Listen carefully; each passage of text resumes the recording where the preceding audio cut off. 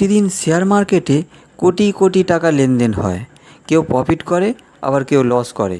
কিন্তু আসল প্রশ্ন হচ্ছে, এই পুরো খেলাটা কিভাবে চলে? জানতে হলে ভিডিওটি দেখতে থাকুন। Welcome Go Best India channel.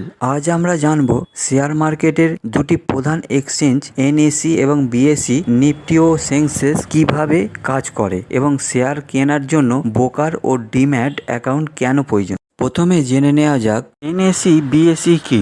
ভারতের শেয়ার মার্কেট মূলত দুটি ভাগে বিভক্ত। একটি হলো এনএসই অর্থাৎ ন্যাশনাল স্টক এক্সচেঞ্জ, আর একটি হলো বিএসই বোম্বে স্টক এক্সচেঞ্জ।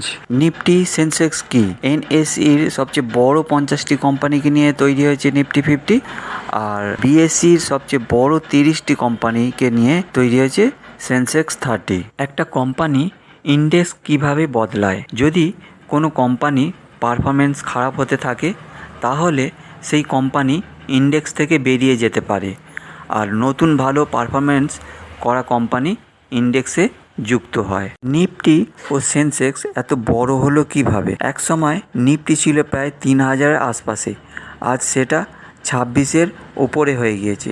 ঠিক সেরকম সেন্সেক্স 5000 থেকে বেড়ে গিয়ে 86,000 বেশি হয়ে গিয়েছে। মানে ভালো কোম্পানি দীর্ঘ সময় ধরে যত গ্রো হয়েছে, তত এই ইন্ডেক্সগুলো বেড়ে গিয়েছে। ব্রোকার কেন লাগে? এখানে একটা প্রশ্ন এসে যাচ্ছে, আপনি কি সরাসরি কোম্পানির কাছ থেকে শেয়ার কিনতে পারবেন? না, এর জন্য লাগে ব্রোকার।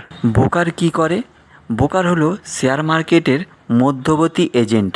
এরা কোম্পানির ইনফরমেশন দেয়, শেয়ার বাই সেল করতে সাহায্য করে এবং ডিম্যাট অ্যাকাউন্ট খুলে দেয়। ডিম্যাট অ্যাকাউন্ট কি? যেভাবে ব্যাংকে টাকা রাখা হয়, ঠিক তেমনই ডিম্যাট অ্যাকাউন্টে শেয়ার রাখা হয়। প্রচুর ব্রোকার কোম্পানি আছে, যেমন গ্রো, জোরধা, অ্যাঞ্জেল ওয়ানের মতো অ্যাপ ব্যবহার করে খুব সহজেই অ্যাকাউন্ট খোলা যায়। গুগল প্লে স্টোরে যান, সেখানে অ্যাপ ইনস্টল করুন, কেওয়াইসি কমপ্লিট করে দিন, তারপরে আপনার অ্যাকাউন্ট ওপেন হয়ে যাবে এবং শুরু করতে পারবেন।